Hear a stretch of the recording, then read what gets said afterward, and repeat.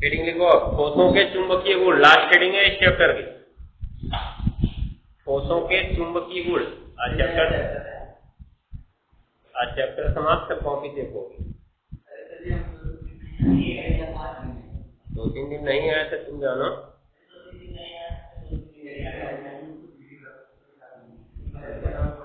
जो वीडियो पड़ा उसमें देख के जाओ, पीछे नोट उतारो अपना।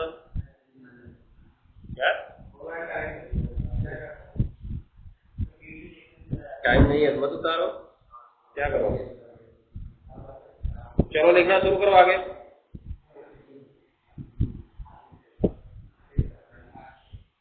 हेडिंग क्या लिखना है? ठोसों के चुंबकीय गुण। वैद्युत रूप से बोले थे कारण, वैद्युत रूप से बोले हैं, कुछ नहीं बोले हैं। हेडिंग लिखना है ठोसों के चुंबकीय गुण।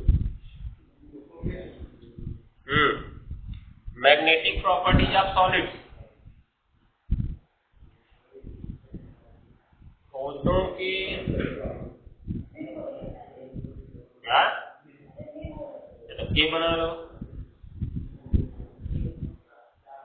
ठोसों के चुंबकीय गुण। हाँ हेडिंग है, हो गया ना? अब देखो चुंबकीय गुण में क्या क्या होगा। सामान्य रूप से पदार्थों को 3 भाग में बांटा गया है, सामान्य रूप से। अभी यहाँ पे और ज्यादा पढ़ना है। एक हमारा हो गया अनुचुंबकीय, एक हो गया प्रतिचुंबकीय और एक हो गया फेरोचुंबकीय। फेरोचुंबकीय, ठीक है। अनुचुंबकीय में क्या होता है? कोई भी पदार्थ चुंबक की ओर आकर्षित होता है, ठीक है ना। दूसरा प्रतिचुंबकीय, चुंबक से प्रतिकर्षित होता है, ठीक है। उसके बाद तीसरा चुंबक से मतलब चुंबकीय क्षेत्र में, ये कहने का अर्थ है चुंबक से नहीं, चुंबकीय क्षेत्र में प्रतिकर्षित होता है। तीसरा फेरोचुंबकीय। फेरोचुंबकीय क्या होता है कि कुछ ऐसे पदार्थ होते हैं जिन्हें चुंबकीय क्षेत्र में ले जाने पर वो चुंबक की ओर आकर्षित होते हैं, ठीक है। और उस क्षेत्र में से हटाते समय उनमें कुछ चुंबकीय गुण आ जाता है, उनमें कुछ चुंबकीय गुण आ जाता है। और जो कुछ समय तक विद्युत क्षेत्र या चुंबकीय क्षेत्र हटाने के बाद भी बना रहता है। जैसे चुंबक तुमने देखा है, चुंबक में क्या होता है? आयरन, निकिल आदि को मिलाकर एक पदार्थ बनाया जाता है और उसको एक प्रबल चुंबकीय क्षेत्र में रखा जाता है, जिससे वह चुंबकित हो जाता है और वो चुंबकीय क्षेत्र हटाने के बाद भी इसमें चुंबकीय गुण बचा रह जाता है। तो इस प्रक्रिया को हम फेरोचुंबकीय गुण कहते हैं। क्या कहते हैं?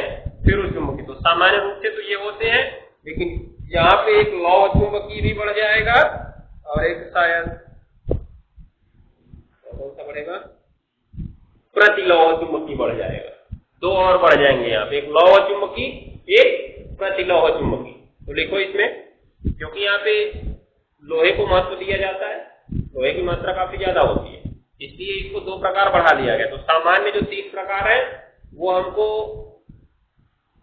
कक्षा 11 में मिले होंगे। जो हमने निकाला था अयुग्मित इलेक्ट्रॉन है तो अनुचुंबकीय, सभी इलेक्ट्रॉन युग्मित है तो क्या? प्रतिचुंबकीय, ठीक है। ये ध्यान दिए रहना। तो लिखो, क्या लिखे? ठोसों में चुंबकीय गुण।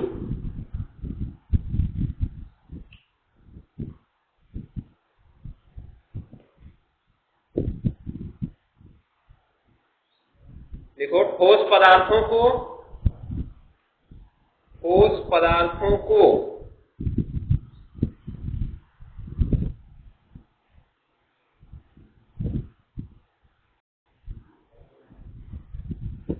कहां तक हुआ? हाँ, ठोस पदार्थों को हो गया, उनके चुंबकीय क्षेत्र में व्यवहार के आधार पर, ठोस पदार्थों को उनके चुंबकीय क्षेत्र के व्यवहार के आधार पर उनके चुंबकीय क्षेत्र में व्यवहार के आधार पर लिख लो, जो लिखे हो काटना मत। व्यवहार के आधार पर निम्न भागों में बांटा गया है, निम्न भागों में बांटा गया है, निम्न भागों में बांटा गया है। पहला नंबर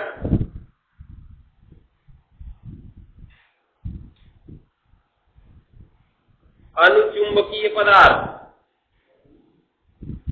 हाँ हेडिंग है, डायरेक्ट लिखते जाओ। अनुचुंबकीय पदार्थ,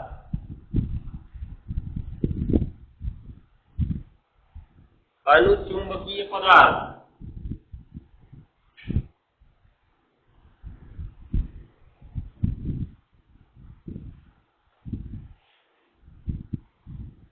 हो गया? तो इसमें लिखो ऐसे पदार्थ, ऐसे पदार्थ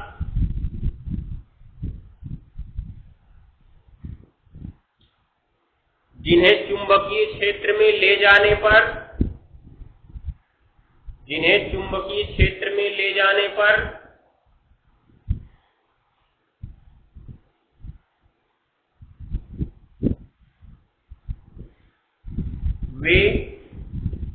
वे चुंबकीय क्षेत्र की दिशा में, वे चुंबकीय क्षेत्र की दिशा में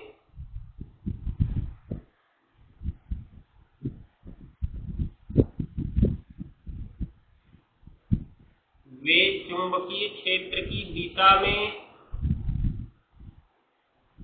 हो गया ना, प्रबलता, एक मिनट, दुर्बल रूप से आकर्षित होते हैं, दिशा में दुर्बल रूप से आकर्षित होते हैं, चुंबकीय क्षेत्र की दिशा में दुर्बल रूप से आकर्षित होते हैं। हो गया? दुर्बल रूप से आकर्षित होते हैं, क्या कहलाते हैं? अनुचुंबकीय पदार्थ कहलाते हैं, अनुचुंबकीय पदार्थ कहलाते हैं। हो गया ना? हो गया? अब देखो इसमें क्या होगा, ये चुंबक है, ये इसका चुंबकीय क्षेत्र है, अर्थात इस चुंबक का प्रभाव इतने क्षेत्र तक होगा। इस क्षेत्र में कोई भी पदार्थ आएगा तो वो इस चुंबक की ओर क्या हो जाएगा, आकर्षित हो जाएगा, अगर आकर्षित होने वाला रहेगा तब। ठीक है? तो अगर मान लो हमने कोई भी पदार्थ लिया और उसको यहाँ पर लेकर पहुंचे, ये धीरे धीरे चुंबक की ओर आकर्षित होने लगा, होने लगा, तो इस पदार्थ को हम कहेंगे अनुचुंबकीय पदार्थ, क्योंकि ये चुंबकीय क्षेत्र की दिशा देखो इसकी साइड में है ना, तो ये उधर ही आकर्षित होने लगा, अर्थात उधर ही जाने लगा, इसलिए हम कहेंगे ये कैसा पदार्थ है, अनुचुंबकीय पदार्थ। ठीक है? अभी दूसरा देखते, मान लो यहाँ पे लेके गए तो ये इधर धीरे धीरे आने लगा, मतलब जब तक उसके क्षेत्र का प्रभाव है तब तक इधर तो भेजेगा उसको। ठीक है? तो इसे हम क्या कहेंगे, प्रतिचुंबकीय पदार्थ कहेंगे। तो अनुचुंबकीय और प्रतिचुंबकीय की परिभाषा याद रखना बहुत आसान है। क्या हुआ, ये क्षेत्र की दिशा में दुर्बल रूप से आकर्षित होते हैं, और जबकि प्रतिचुंबकीय क्या होगा, क्षेत्र के विपरीत दिशा में दुर्बल रूप से प्रतिकर्षित होते हैं। ठीक है ना? ये ध्यान देना। तो लिखो, कहां तक लिखे, दुर्बल रूप से आकर्षित होते हैं, अनुचुंबकीय पदार्थ कहलाते हैं। हो गया? जैसे जैसे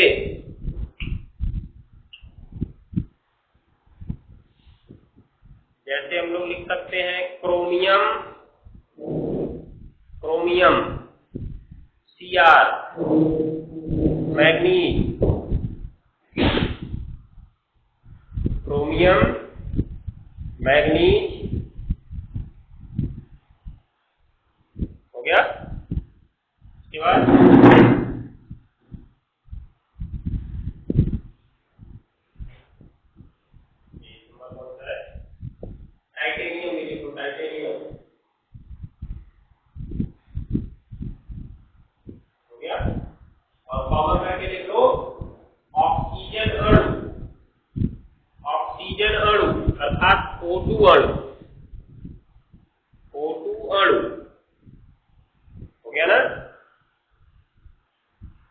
ये ध्यान में रखे है ना, O2 अणु अनुचुंबकीय होता है।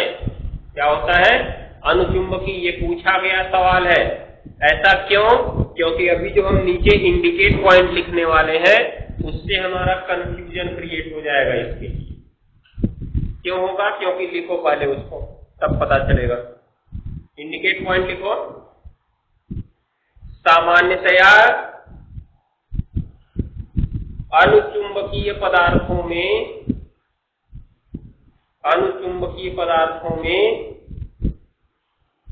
अयुग्मित इलेक्ट्रॉन पाए जाते हैं।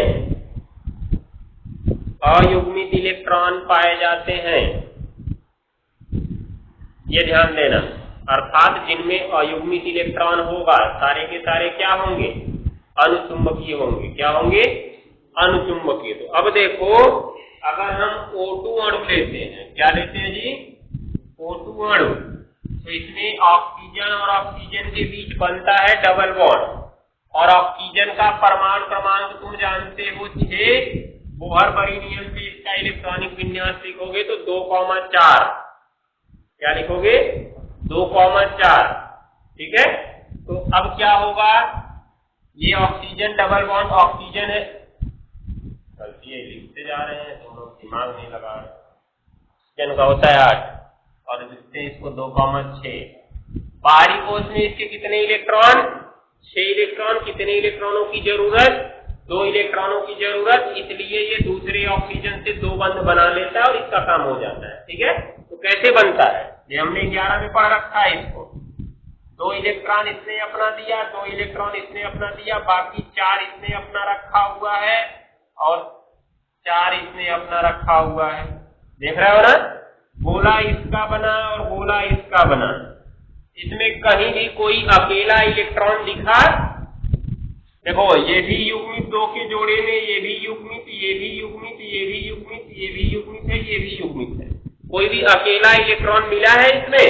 नहीं मिला है।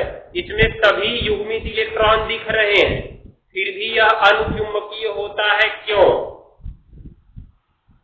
तो ये ध्यान दिएगा ना, सवाल पूछा जा सकता है O2 अणु अनुचुंबकीय है कि प्रतिचुंबकीय है।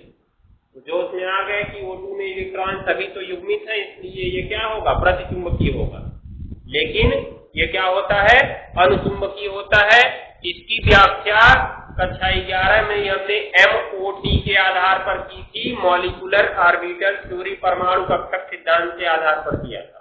ये थे जब sigma 1s sigma star 1s वाला भर रहे थे हम लोग, डिब्बा बना के ऊपर नीचे। तो वहां पे हमने देखा था जब ऑक्सीजन का इलेक्ट्रॉन हमने भरा था तो इलेक्ट्रॉन अयुग्मित मिले थे। ठीक है। अर्थात जो यहाँ पे इलेक्ट्रॉन हमको युग्मित दिख रहे हैं उसमें इलेक्ट्रॉन अयुग्मित होते हैं। ये व्याख्या हमने किसके आधार पर की?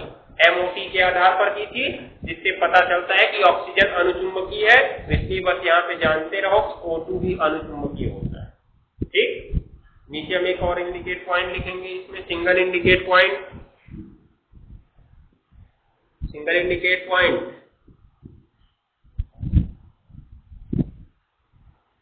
इन पदार्थों का चुंबकीय गुण अस्थायी होता है। इन पदार्थों का चुंबकीय गुण अस्थायी होता है।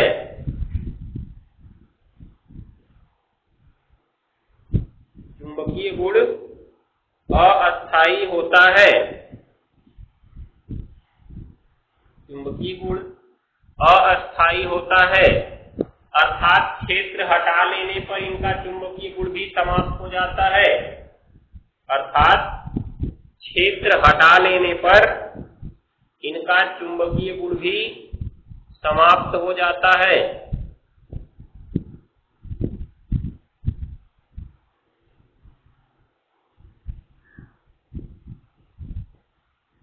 हो गया ना?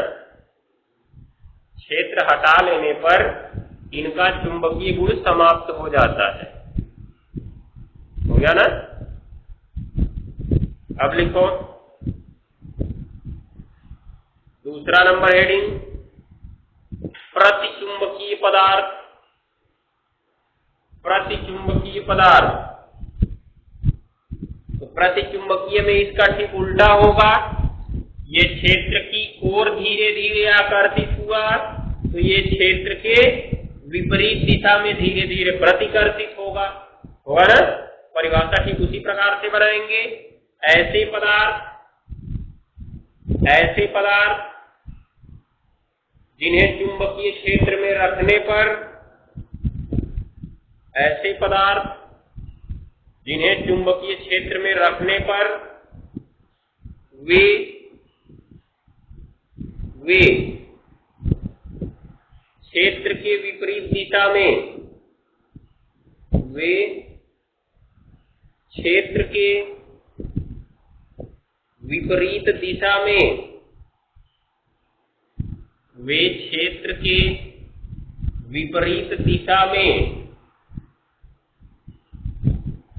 वे क्षेत्र के विपरीत दिशा में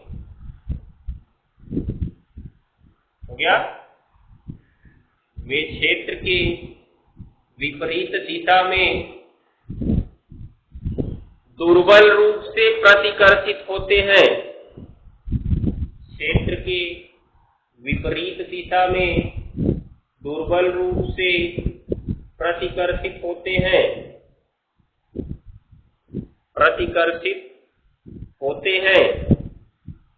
क्या कहलाते हैं?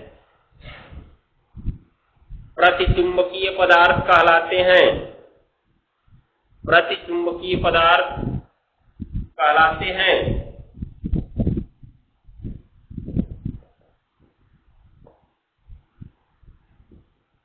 हो गया। नीचे एक सिंगल इंडिकेट पॉइंट, या जैसे इसमें पहले लिख लो, जैसे ZN, N2 ZN,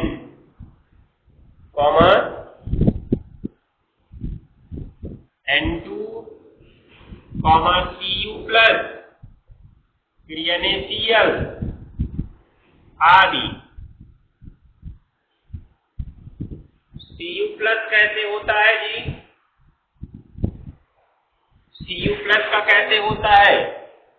अभी इसका इलेक्ट्रॉनिक विन्यास अगर हम ऑफ-बाउ नियम से लिखें, तो ऑफ-बाउ नियम से क्या होता है?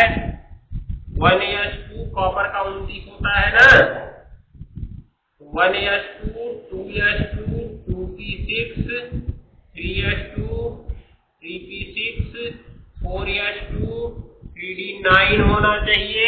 लेकिन अपवाद स्वरूप इसका एक इलेक्ट्रॉन यहां से निकल के डी में चला जाता है और क्या हो जाता है? 3d10। तो अभी इसमें कितने अयुग्मित इलेक्ट्रॉन दिख रहे हैं? देखो, इसमें 2 है, मतलब एक जोड़ा बन जाएगा, युग्मित है।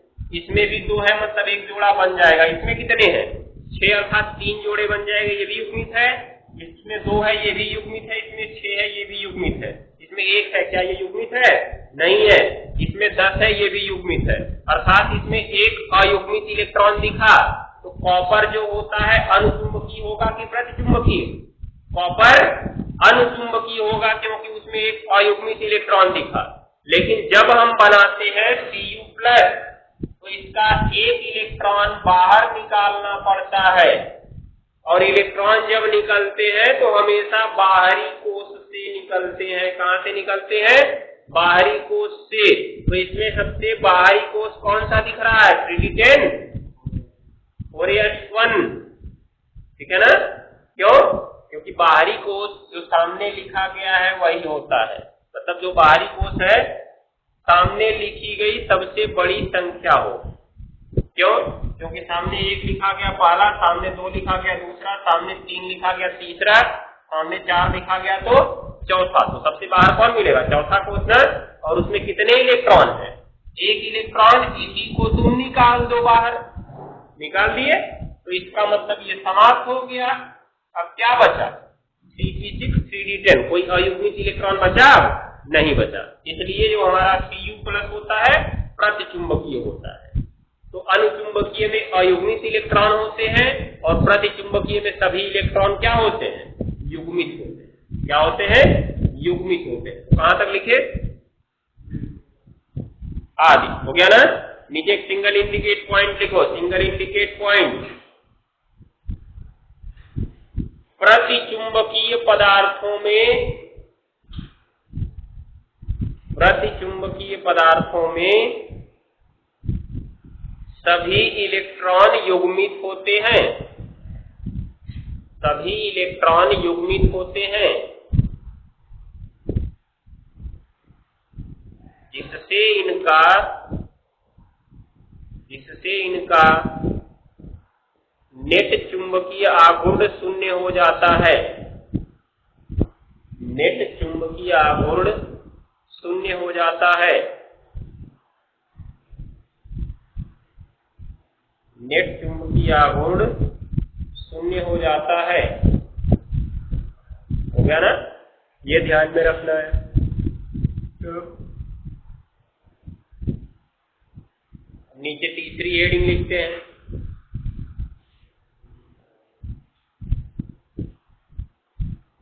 तीसरी हेडिंग लिखो अब।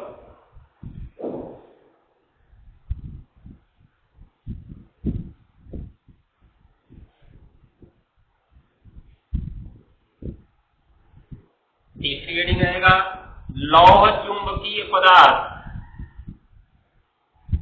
लौह चुंबकीय पदार्थ,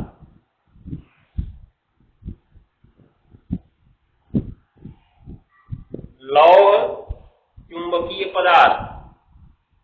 हो गया ना? अब जैसे देखो लोहे को चुंबक की ओर लेके जाओ तो काफी तेजी से आकर्षित होता है, तो लौह चुंबकीय पदार्थ भी जो होते हैं अनुचुंबकीय पदार्थों की तरह ही होते हैं। इसीलिए तो हमने खाली तुमको 3 प्रकार बताया था, अनुचुंबकीय, प्रतिचुंबकीय और फेरोचुंबकीय। ठीक है? लौह चुंबकीय पदार्थ जो है अनुचुंबकीय पदार्थ ही है, बस अंतर क्या है, जो अनुचुंबकीय में दुर्बल रूप से आकर्षित हो रहे थे, इसमें प्रबल रूप से आकर्षित हो। ठीक है ना? तो इसकी परिभाषा में लिखो, ऐसे पदार्थ जिन्हें चुंबकीय क्षेत्र में रखने पर, ऐसे पदार्थ जिन्हें चुंबकीय क्षेत्र में रखने पर, जिन्हें चुंबकीय क्षेत्र में रखने पर वे, जिन्हें चुंबकीय क्षेत्र में रखने पर वे, हो गया, चुंबकीय क्षेत्र की दिशा में प्रबल रूप से आकर्षित होते हैं, प्रबल रूप से आकर्षित होते हैं।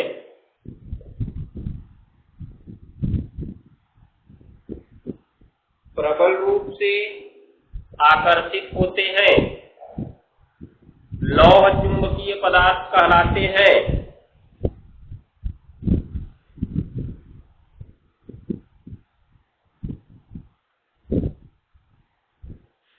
लौह चुंबकीय पदार्थ कहलाते हैं। जैसे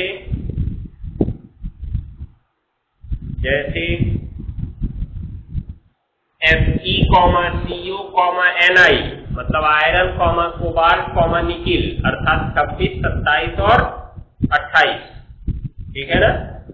यही तीनों है लौह चुंबकीय पदार्थ। इन्हीं का प्रयोग चुंबक बनाने में किया जाता है। ठीक है? कैसे बनाया जाता है? इनसे एक मिश्र धातु बनाई जाती है और उसको एक प्रबल चुंबकीय क्षेत्र में रख दिया जाता है। प्रबल चुंबकीय क्षेत्र में रखने के बाद इनमें हमेशा के लिए चुंबकीय गुण आ जाता है। ठीक है? अर्थात ये अस्थायी रूप से चुंबकित हो जाते हैं। अनुचुंबकीय में हमने क्या पढ़ा? चुंबकीय क्षेत्र हटा लेने पर उनका चुंबकीय गुण क्या हो जाता है?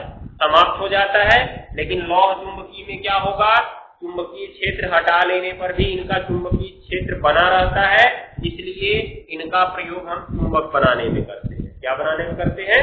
चुंबक बनाने में। तो जो चुंबक बनता है वो Fe, कोबाल्ट और निकिल की मिश्र धातु ही होती है। ठीक है? ये ध्यान में रखना। चलो आगे बढ़ते हैं। सिंगल इंडिकेट पॉइंट नीचे लिखते हैं। इन पदार्थों में अस्थायी चुंबकत्व का गुण पाया जाता है। इन पदार्थों में अस्थाई चुंबकत्व का गुण पाया जाता है। इन पदार्थों में अस्थाई चुंबकत्व का गुण पाया जाता है, अर्थात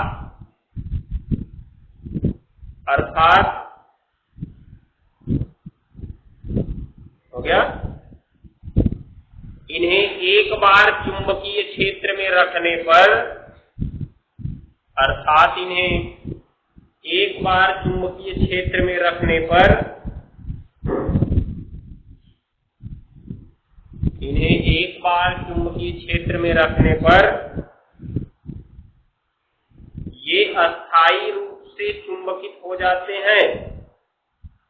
ये अस्थायी रूप से चुंबकित हो जाते हैं।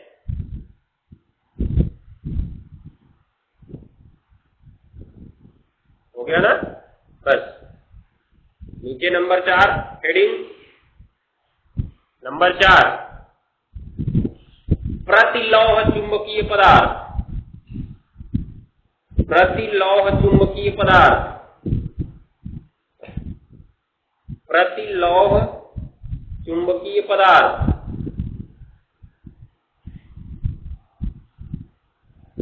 हो गया? इसमें क्या होगा लिखो।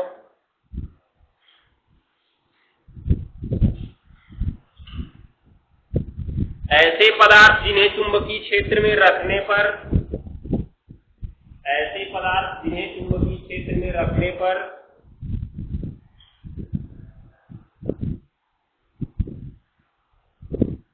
वे क्षेत्र के विपरीत दिशा में, वे क्षेत्र के विपरीत दिशा में, विपरीत दिशा में, वे क्षेत्र के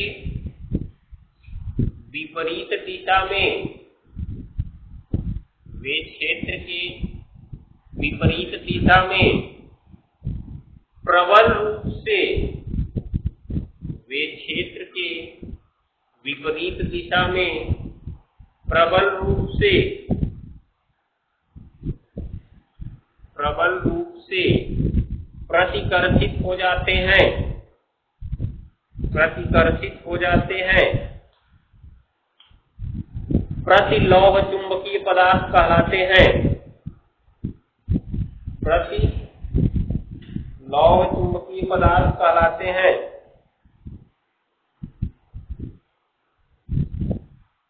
प्रतिलौह चुंबकीय पदार्थ कहलाते हैं। हो गया ना? ये ध्यान में रखना है। जैसे MgO, MgO मैग्नीशियम ऑक्साइड,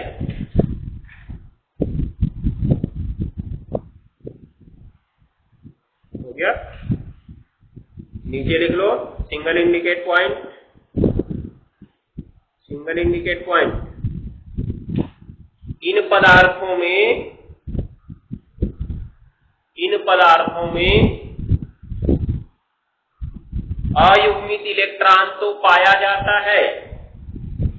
इन पदार्थों में अयुग्मित इलेक्ट्रॉन तो पाया जाता है,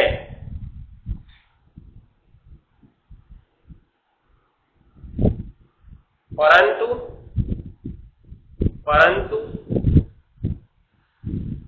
परिणामी चुंबकीय आघूर्ण शून्य होने के कारण, परिणामी चुंबकीय आघूर्ण शून्य होने के कारण ये प्रतिकर्षित हो जाते हैं। परिणामी चुंबकीय आघूर्ण शून्य होने के कारण ये प्रतिकर्षित हो जाते हैं।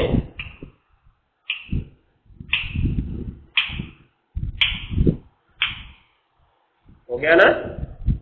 ये ध्यान में रखना है। लास्ट हेडिंग लिख लो इस चैप्टर की।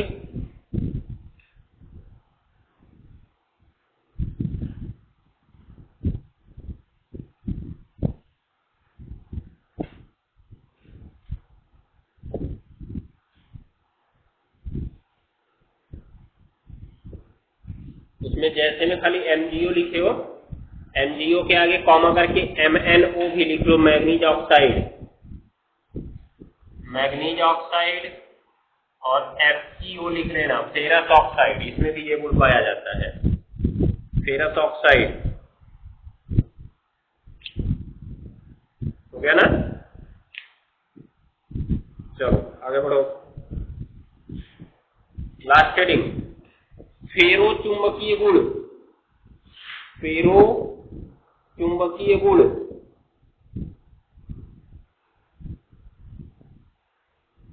फेरो चुंबकीय गुण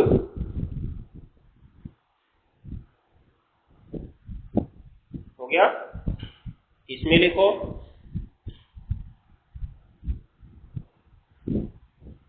ऐसे पदार्थ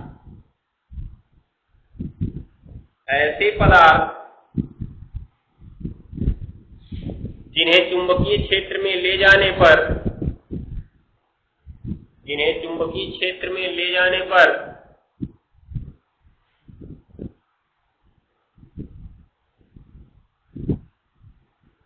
ये चुंबकीय क्षेत्र की दिशा में आकर्षित होते हैं, ये चुंबकीय क्षेत्र की दिशा में आकर्षित होते हैं,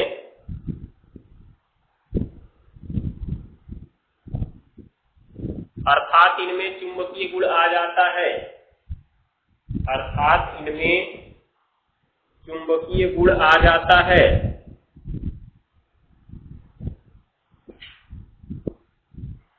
अर्थात इनमें चुंबकीय गुण आ जाता है।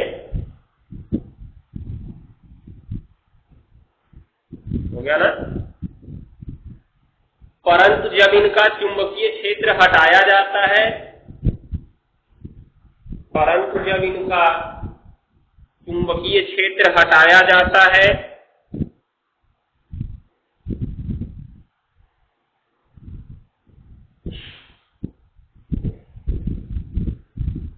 चुंबकीय क्षेत्र हटाया जाता है, तो इनका चुंबकीय गुण तुरंत समाप्त न होकर, तो इनका चुंबकीय गुण तुरंत समाप्त न होकर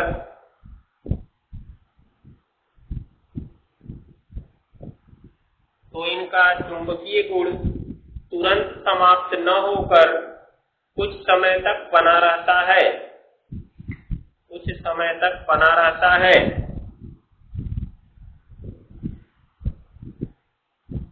हो गया? इसलिए इन्हें